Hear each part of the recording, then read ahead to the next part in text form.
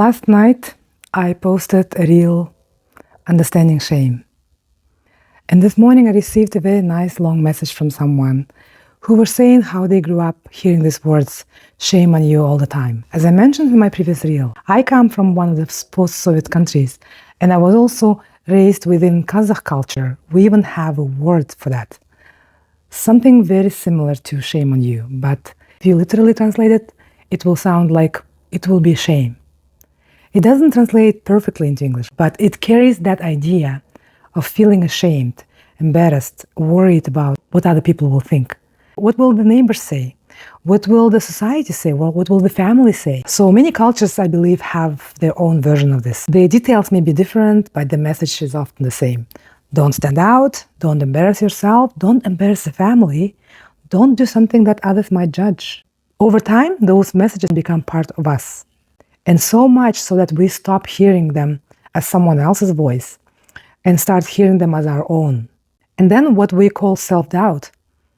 Sometimes it isn't always self-doubt. Sometimes it's those old messages we've been inherited. A message from family, a message from culture, a message even from religion, a message from a community that believed that shame would keep us safe or help us belong. Many of us continue carrying those messages long after we become adults. We want to speak up, but something stops us. We want to try something new, but we feel embarrassed before we even begin, before we even do anything, right? We want to be visible, but a part of us is still asking, what will people think? I believe that part of healing is becoming curious about where those voices came from. And we don't do it because we want to blame somebody or we want to be angry or resentful, but just have that awareness. Once we can see shame for what it is, we can begin separating our own voice from the voices we inherited. And hopefully then the question becomes, who would I be if I wasn't carrying someone else's shame? What would I do? How would I show up today? What would I finally allow myself to become? The healing starts right there. We acknowledge it, we sit with it, and then step by step, little by little, we let it go. Because the truth is, it's no longer serving us. And it was never ours to carry in the first place.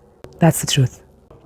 I hope this helps. I hope this clarifies a little bit more. As always, appreciate your thoughts, your insights. You can share them with me here in the comments below or direct message me as always. Thank you so much. Have a wonderful evening. And I hope this week started for you beautifully. Have a wonderful week, everybody. Thank you for supporting me in my journey.